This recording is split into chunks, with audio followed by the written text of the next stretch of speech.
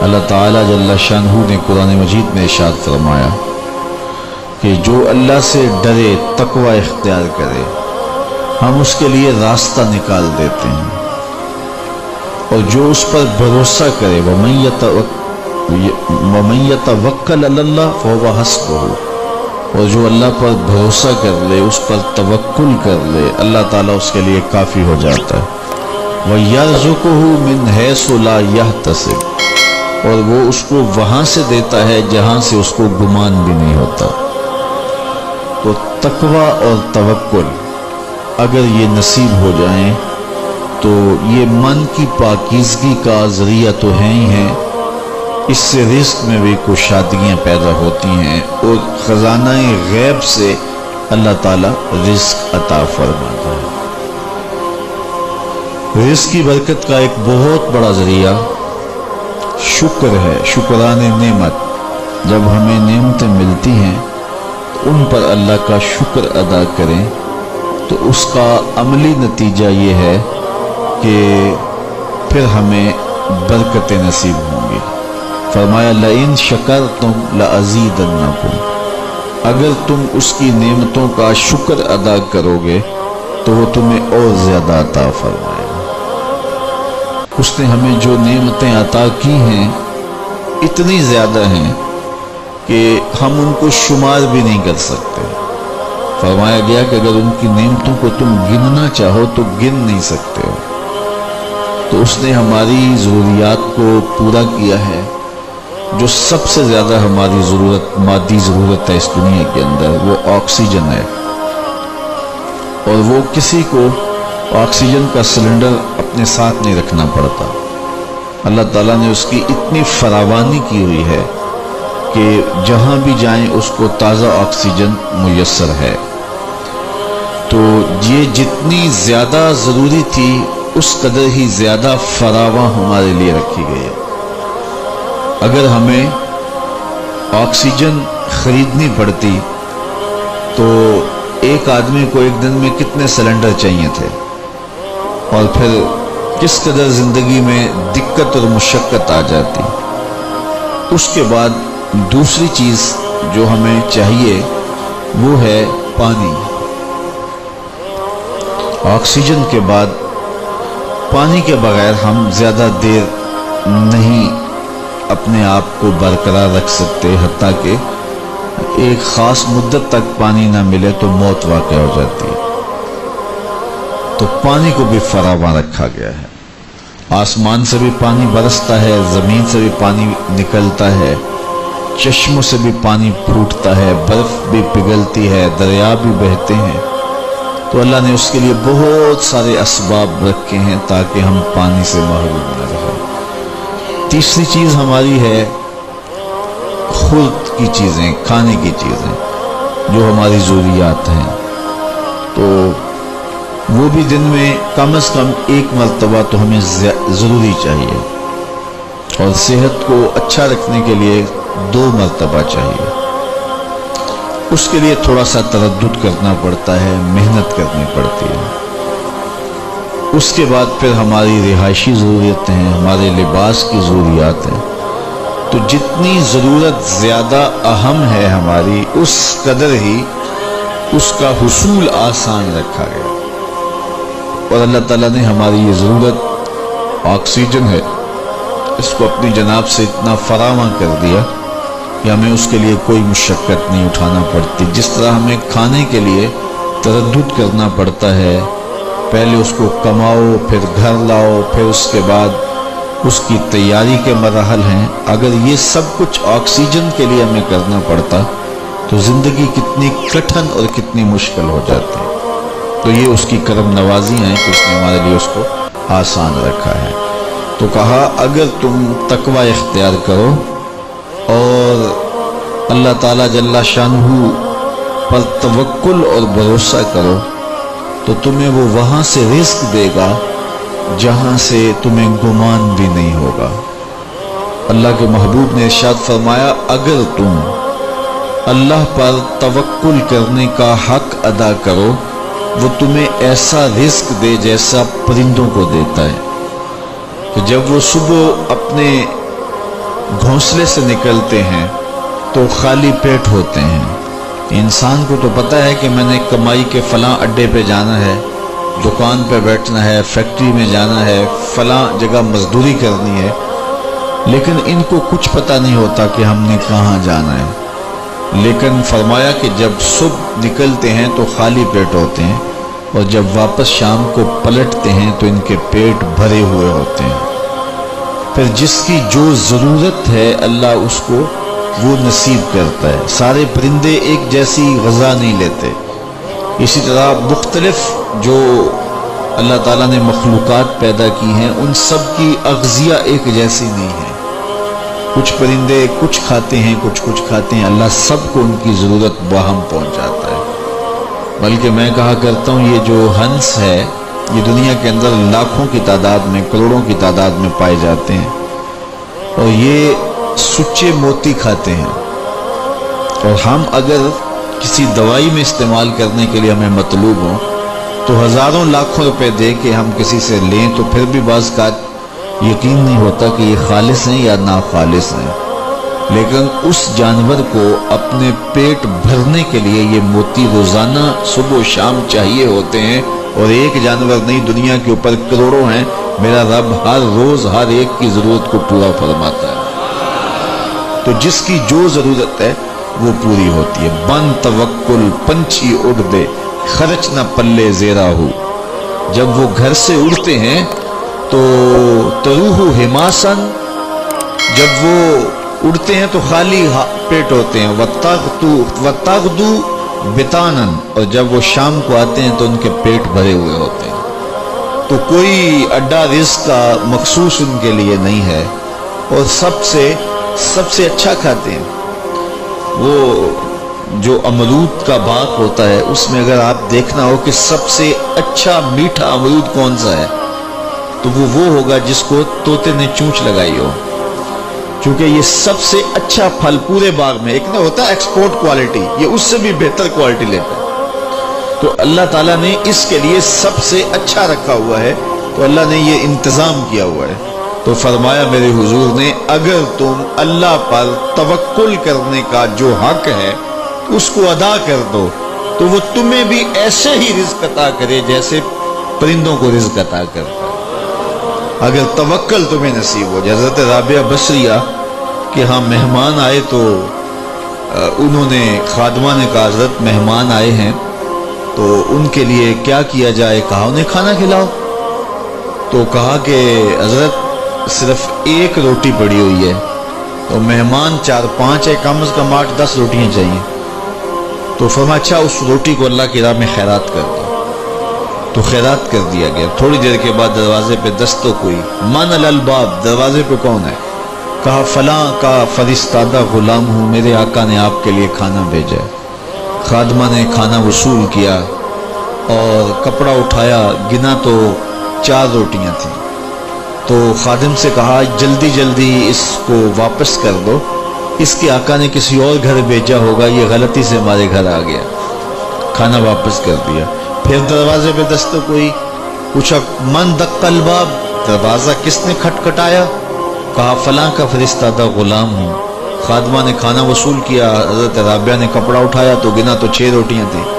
कहा इसके आका ने किसी और भेजा होगा, ये गलती से हमारे घर आ गया। खाना वापस कर दिया। फिर दरवाजे पे दस्तक हुई तो पूछा दरवाजे पे कौन है? कहा फलां आका का भेजा हुआ गुलाम हूँ। और उन्होंने कहा ये खाना हज़रत राबिया को दे के आना है। तो खादमा ने वसूल किया। हज़रत राबिया ने कपड़ा उठाया, गिना तो 10 रोटियां थी। कहा हाँ ये खाना हमारा, इसको रख लो और मेहमानों को खिला दो। कहा हज़रत पहले 2 भी तो आपका ही नाम लेते थे और इसी दहलीज पे आए थे। कहा मेरे रब का वादा है जो 1 देता है मैं उसको 10 देता हूँ।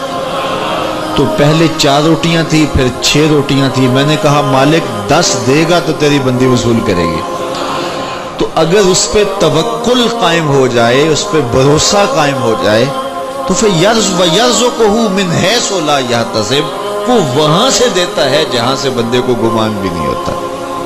तो तवक्कुल अल्लाह पर कायम कीजिएगा, कारोबार जरूर कीजिएगा।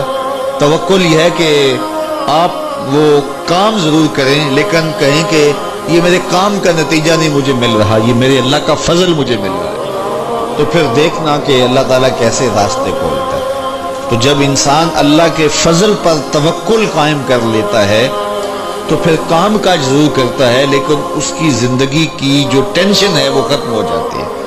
بندہ کہتا ہے کہ یہ ہے تو میں کرتا ہوں، تو یہ نہیں ہوگا تو یہ نہیں ہوگا، بس وہ جتنا کر سکتا ہے وہ کرے، باقی چھوڑ دے اس پہ، تو پھر وہ خزانہ غیب سے نصیب فرمائے گا۔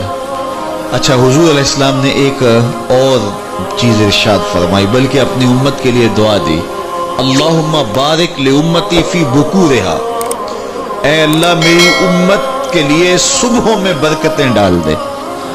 جو کام صبح کیے جاتے ہیں ان کاموں میں بڑی برکت ہے، جو کام جو ہے وہ دیر سے کیے جاتے ہیں، رات کو کیے جاتے ہیں، دوپہر کے بعد کیے جاتے ہیں، ان میں وہ برکات نہیں رکھی گئی جو حضور کی دعا سے صبح کے کاموں میں برکت رکھی گئی۔ تو اس لیے آپ اپنے کام کاج میں جو ہے وہ صبح کو اس کا آغاز کیجئے، پھر دیکھنا کہ برکتوں کے قافلے کیسے اترتے ہیں، اس لیے کہ میرے حضور کی دعا کبھی مسترد نہیں ہوتی۔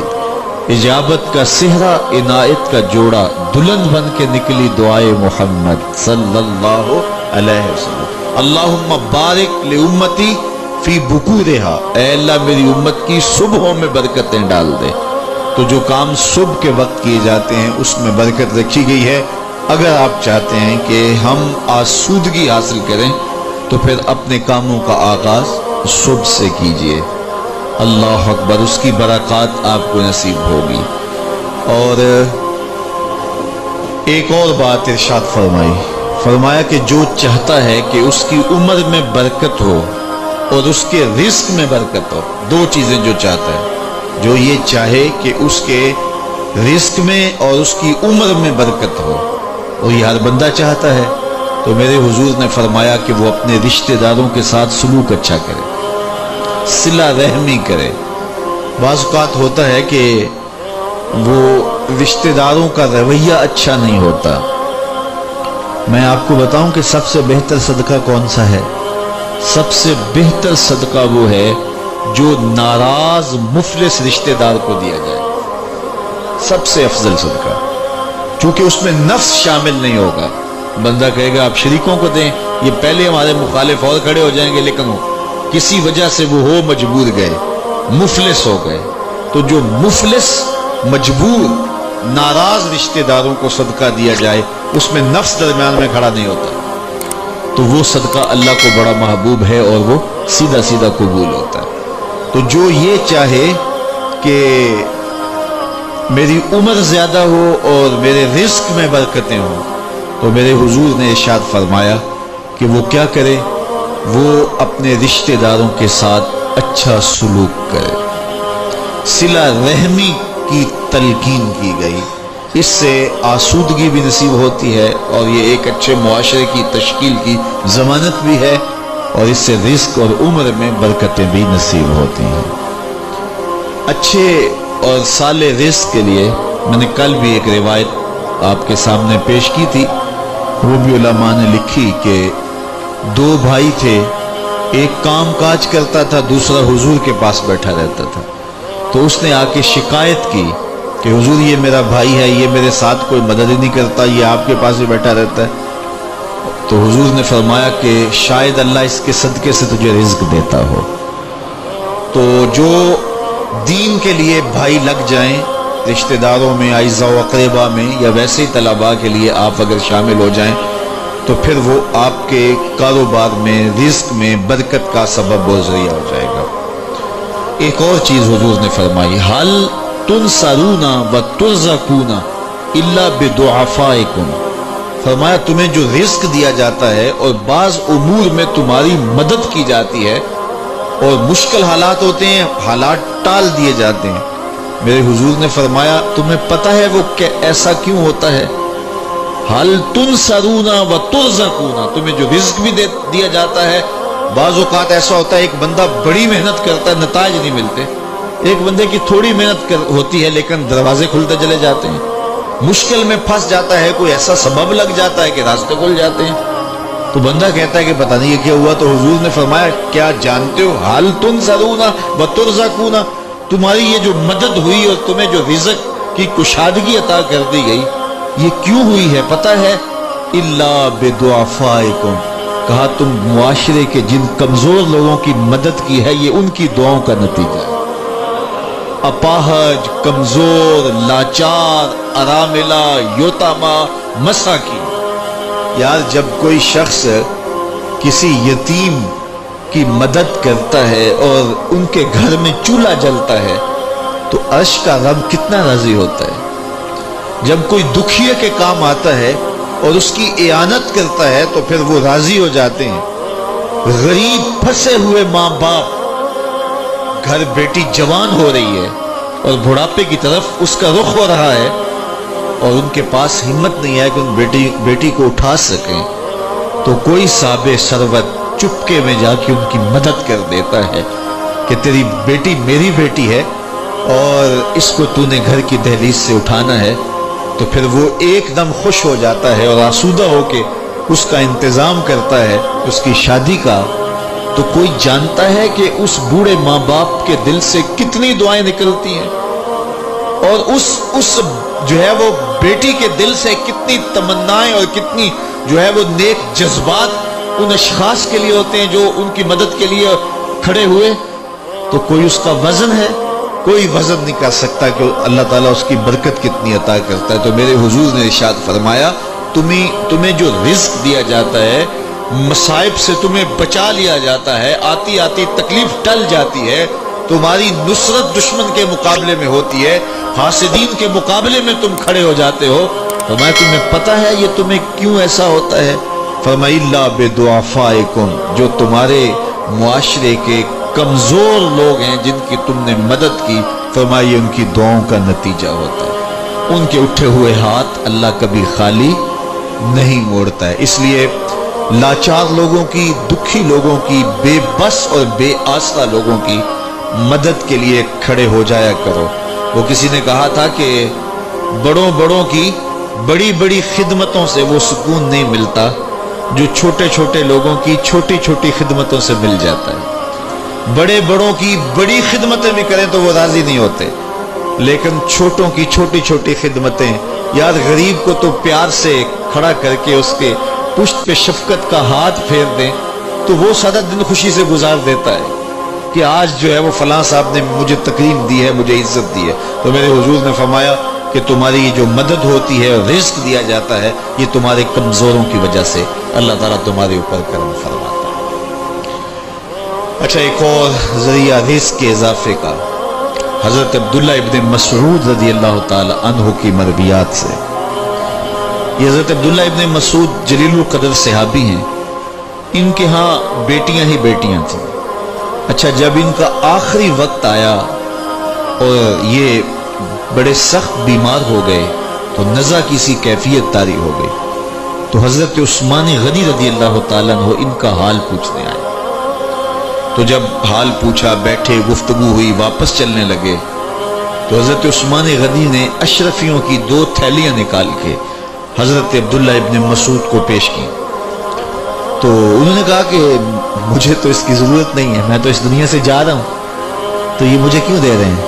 تو حضرت عثمان نے کہا کہ یہ آپ کی بیٹیوں کے لیے ہے، چونکہ آپ کی بیٹیاں ہی بیٹیاں ہیں تو یہ میں ان کے لیے پیش کر رہا ہوں، آپ کو تو واقعی ضرورت نہیں، دنیا سے جا رہے ہیں، تو یہ ان کے لیے ہے۔ تو حضرت عبداللہ ابن مسعود نے پھر تھیلیاں موڑتے ہوئے کہا کہ میری بیٹیوں کو اس کی ضرورت نہیں ہے، اس لیے کہ میرے حضور نے فرمایا تھا کہ جس کے پاس سورہ واقعہ ہو اس کو غربت تنگ نہیں کر سکتی، تو میری بیٹیاں رات کو سونے سے قبل 1 مرتبہ سورہ واقعہ ضرور پڑھتی، اس لیے تم میری بیٹیوں کے بارے پریشان نہیں ہونا، اللہ کے فضل سے انہیں غربت تنگ نہیں کرے گی، ان کے پاس سورہ واقعہ جو موجود ہے، تو یہ کسی ایسے ضرورت مند کو دو جس کے پاس سورہ واقعہ نہیں ہے۔ تو سورہ واقعہ کی تلاوت یقیناً رزق کی فراوانیاں اور رزق کی برکتیں حاصل کرنے کا ایک ذریعہ ہے، اور دروازے کھل جاتے ہیں اگر سورہ واقعہ کی تلاوت تسلسل کے ساتھ کی جائے۔ اس لیے اپنے معمولات میں سورہ واقعہ کو شامل کر لیجئے گا، اس کی برکات سے انشاءاللہ رزق کی فراوانیاں نصیب ہوتی ہیں۔ ایک اور ذریعہ رزق کا، اور یہ بہت آسان، شکا رجل الی رسول اللہ دیک المعیشت والفقر، حضرت سہل بن سعد الساعدی رضی اللہ تعالی عنہ کی مرویات سے ہے۔ ایک شخص حضور کی خدمت میں حاضر ہوا اور اس نے کہا، میں کثیر العیال ہوں، ذرائع آمدن بہت تھوڑے ہیں، میرے لیے کچھ ارشاد فرمائیے۔ بچے زیادہ ہیں، ذرائع آمدنی تھوڑے ہیں، تو میں مفلوق الحال ہوں۔ تو اس نے اپنے فقر کا، اپنی غربت کا حضور کے سامنے قضیہ رکھا۔ شکا رجل الی رسول اللہ دیک المعیشت والفقر۔ آقا کریم نے اس کو جو وظیفہ بتایا وہ بالکل آسان ہے، آپ سب کو پہلے یاد ہے، لیکن اس پہ عمل کرنے شروع۔ قال اذا دخلت الدار فسلم علی، کہا جب گھر جائے تو گھر میں داخل ہونے لگے تو گھر والوں کو السلام علیکم کہہ دیا کرو۔ یہ وظیفہ شروع کر لو کہ جب بھی گھر جاؤ السلام علیکم۔ اس کے بعد ایک مرتبہ سورہ اخلاص پڑھ دیا کرو، قل هو اللہ احد۔ یہ وظیفہ فرمایا تم نے شروع کر دینا ہے، جب بھی گھر جاؤ السلام علیکم یہ کہہ کے داخل ہو، پھر اس کے بعد قل هو اللہ احد ایک مرتبہ سورہ اخلاص پڑھ دیا کرو۔ اور میرے آقا نے فرمایا کبھی ایسا ہو کہ تو گھر جائے، گھر موجود نہ ہو، اہل خانہ کہیں گئے ہوئے ہوں، تو فرمایا عمل نہیں چھوڑنا، فسلم علیہ، پھر تو مجھے سلام کہہ دے، پھر تو مجھے سلام کہہ دے۔ وہ صحابی فرماتے ہیں کہ میں نے یہ عمل شروع کر لیا، جب گھر جاتا السلام علیکم، اس کے بعد سورہ اخلاص پڑھ دیتا، بیٹھنے سے پہلے پہلے یہ کام کرتا۔ اور کبھی ایسا ہوتا میں گھر نہ جاتا، گھر والے گھر نہ ہوتے، پھر تو مجھے چائے چڑھ جاتا، پھر میں حضور کو سلام کہتا۔ اللہ اکبر۔ حضرت ملا علی قاری نے شرح شفا میں لکھا ہے، جو حضرت قاضی ایاز مالکی اندلسی علیہ رحمہ نے لکھا ہے شفا میں، کہ جب گھروں کو جاؤ تو حضور کو سلام کرو، تو اس کی شرح میں لکھتے ہیں حضور کو سلام کیوں کرو، تو وہ کہتے ہیں لِأَنَّ رُوحَهُ علیہ السلام موجود فی بیوت المسلمین، اس لیے کہ حضور کی روح کا فیضان مومنین کے گھر میں موجود ہوتا ہے۔ اللہ اکبر۔ اس لیے حضور کو سلام کرو۔ وہ کہتا ہے جب کوئی نہ ہوتا میں حضور کو سلام کرتا۔ وہ اپنے نام لیواؤں کو تنہا چھوڑتے کب ہیں، جہاں ہم دم نہ ہو کوئی وہاں سرکار ہوتے ہیں۔ تو کہا اس کے بعد سورہ اخلاص پڑھ دیتا۔ یہی میرا عمل رہا۔ پھر اس کا فائدہ کیا ہوا؟ وظیفہ حضور نے بتایا تھا، اور جب بھی جاتا السلام علیکم سورہ اخلاص، کوئی نہیں ہے تو حضور کو سلام اور سورہ اخلاص کہتے۔ میں نے عمل شروع کر دیا، حتی افاد اللہ جیرانہ، اس عمل کی برکت سے میں نے تو امیر ہونا ہی ہونا تھا، میرے ہمسائے بھی امیر ہو گئے۔ ایسی برکتیں، ایسی رحمتیں اتری کہ میرے ہمسایوں کے ہاں بھی فراوانیوں اور برکتوں کا نزول ہونے لگا۔ اسی طرح رزق کی فراوانی کا ایک اور ذریعہ ہے، اور وہ یہ انفاق فی سبیل اللہ۔ جب اللہ کی راہ میں آپ خرچ کریں گے تو پھر اس سے رزق بڑھتا ہے، جبکہ ہماری عقل و خرد کے فیصلے یہ ہیں کہ مال میں سے کچھ نکالا جائے، تو ہمارا ریاضی اور حساب یہی کہتا ہے کہ کچھ کم ہوتا ہے، ہمارے کیلکولیٹر کا نتیجہ بھی یہی ہے، ہمارا اکاؤنٹنٹ بھی یہی کہتا ہے کہ اتنے نکال دو گے تو باقی اتنے بچیں گے۔ لیکن میرے حضور نے فرمایا کہ میں قسم اٹھا کے کہتا ہوں کہ صدقے سے مال کم نہیں ہوگا۔ ہمارے بزرگ فرمایا کرتے تھے کہ وہ پرانے زمانے میں کنویں سے پانی نکال کر کے کھیتیاں سیراب ہوتی تھیں، بعد میں یہ جو ہے وہ ٹیوبل آ گئے تو ان کی ضرورت نہ رہی، لیکن وہ کنویں کافی دیر لوگوں نے بند نہیں کیے تھے کہ پتہ نہیں کبھی پھر ان کی ضرورت دوبارہ نہ پڑ جائے، تو دیر تک وہ کنویں یہ ہم نے بھی دیکھے، اب تو تقریباً بند ہو گئے، لیکن آج سے 10-15 سال پہلے چلے جائیں تو ہر گاؤں میں کنووں کے نشانات موجود تھے، اور بعض میں وہ پرانی مالا بھی لٹک رہی ہوتی تھی، وہ ٹنڈے وغیرہ، تو پرانے کنویں ہم نے دیر تک دیکھے، تو ان کنووں کو کسی نے بند نہیں کیا تھا، دیر تک وہ جاری رہے۔ تو میرے بزرگ فرمایا کرتے تھے کہ اب ان کنویں سے پانی نکالو تو گدلا بھی ہے، میلا بھی ہے اور بہت نیچے بھی چلا گیا ہے، جبکہ انہی کنووں کا پانی تازہ بھی تھا اور شفاف بھی تھا اور بہت اوپر بھی تھا۔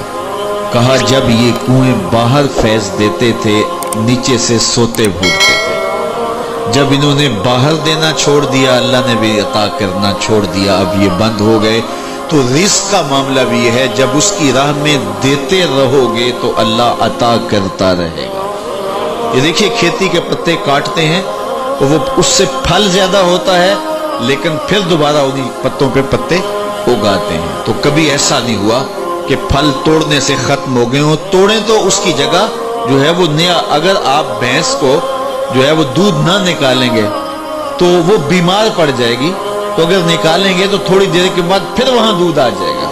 تو یہ اللہ کا نظام ہے، اگر تمہارے ہاتھ سے پیسہ نکلتا رہا تو پھر اللہ تمہیں فراوانی عطا کرتا رہے گا۔ بندہ کہتا ہے کہ میں جوڑوں تو برکت ہوگی، میرا رب کہتا ہے تم خرچ کرو گے تو برکت ہوگی۔ تو اس لیے اس کی راہ میں خرچ کرتے رہنا، اس کی راہ میں دیتے رہنا رزق کی فراوانی کا سبب ہے۔ ایک اور وظیفہ میں آپ کو بتا دیتا ہوں، ہم اپنے جتنے بھی پیر بھائی ہیں سب کو تاکیداً کہتے ہیں کہ مالی مشکلات کے لیے اور گھریلو دیگر مشکلات کے لیے یہ وظیفہ پڑھا جائے، اور وہ یہ ہے کہ نماز مغرب کے بعد 21 مرتبہ سورۃ الکوثر کی ما بسم اللہ تلاوت کی جائے، اول آخر دوشی پڑھ لیا جائے اور پھر 21 مرتبہ سورہ کوثر کی تلاوت کی جائے۔ یہ عمل معمول زندگی بنا لیا جائے تو اس کا عملی نتیجہ یہ ہوگا کہ اللہ تعالیٰ جل شانہ اولاد کو بھی فرما بردار رکھے گا۔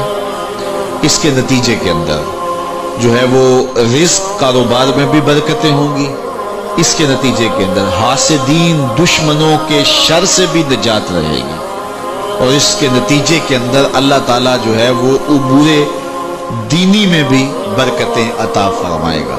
تو یہ ایک مؤثر ذریعہ ہے، اور اگر کسی کو مسائل زیادہ ہوں تو وہ ہر نماز کے بعد یہ عمل کر سکتا ہے، ورنہ مغرب کے بعد 21 مرتبہ سورہ کوثر کی تلاوت کرنے سے بہت ساری برکات حاصل ہوتی ہیں۔ لا حول ولا قوت الا باللہ، اس کا یہ وظیفہ میرے حضور نے خود بتایا، اور اس کی یہ 99 بیماریوں کا علاج ہے، اور میرے حضور نے فرمایا کہ یہ وظیفہ میں نے کہاں سے لیا ہے؟ حضور فرمایا کہ عرش الہی کے نیچے ایک خزانہ ہے، خاص خزانہ، فرمایا یہ وظیفہ مجھے وہاں سے ملا ہے، اور اس میں 99 بیماریوں کا علاج ہے، اور اس میں سب سے کم درجے کی بیماری ہم اور غم ہے۔ تو اللہ تعالیٰ جل شانہ ہمیں جس طرح دنیاوی اسباب ہمارے پیش نظر ہوتے ہیں تو روحانی امور کے ذریعے سے بھی ہم برکتوں کے حصول کو آسان کر سکتے ہیں۔ اللہ میرے لیے آپ کے لیے ہر طرح کی کشادگیاں عطا فرمائے، ایسے فقر سے بچائے محفوظ رکھے جو کفر تک پہنچا دیتا ہے، اور ایسی دولت سے بھی بچائے جو دولت قارون بنا دیتی ہے۔ اللہ ہمیں دولت عثمان عطا کرے، اور اگر قسمت میں فقر ہے تو پھر فقر سلمان عطا کرے، پھر فقر بلال نصیب کرے، پھر فقر ابو ذر عطا کرے۔ تو اللہ ہم سب کو دنیا آخرت کی بہتریاں بہاریں نصیب فرمائے۔ دعا کے لمحات اب قریب ہیں، جب بندے اللہ کے حضور ہاتھ اٹھا کے دعا مانگتے ہیں تو بندوں کے اٹھے ہوئے ہاتھ اللہ کبھی خالی نہیں موڑتا۔ دعا ہر صورت قبول ہوتی ہے، یا تو یہ کہ جو مانگا ہے وہ مل جاتا ہے، یا جو مانگا ہے وہ نہیں، اس کے بدلے میں کچھ اور عطا کر دیا جاتا ہے، یا پھر جو مانگا ہے وہ فوری نہیں ملتا، کچھ دیر کے بعد عطا کیا جاتا ہے، یا پھر دعا ذخیرہ کر لی جاتی ہے اور اس کا صلہ آخرت میں دیا جائے گا۔ اور روایت میں آتا ہے کہ جب دعاؤں کو ذخیرے کی صورت میں آخرت میں صلہ نصیب ہوگا تو لوگ آرزو کریں گے کاش کہ ہماری دنیا پہ کوئی دعا قبول ہی نہ ہوئی ہوتی۔ تو اللہ تعالیٰ کے حضور عجز سے پورے تیقن سے دعا مانگنی چاہیے، من قلب لاہن فرمایا گیا، کھیلتے ہوئے دل سے جو دعا کی جائے اللہ اسے قبول نہیں کرتا۔ کھیلتے ہوئے دل سے نہیں، پورے تیقن سے، پورے انہماک سے، پوری توجہ سے جو دعا مانگی جائے۔ دیکھیے میں آپ سے کوئی بات کروں تو میرا رخ دوسری جانب ہو اور بات آپ سے کروں گا تو آپ کو بھی اچھا نہیں لگے گا، تو احکم الحاکمین کو کیسے اچھا لگے گا کہ کوئی بندہ مانگ اس سے رہا ہو لیکن دل اس کا کسی اور جگہ پہ کھیل رہا ہو؟ تو ایسی دعا اللہ قبول نہیں کرتا۔ اور پھر اس کی شرط ہے رزق حلال۔ حرام رزق سے پلے ہوئے بدن اور الشخص کی دعا قبول نہیں ہوتی۔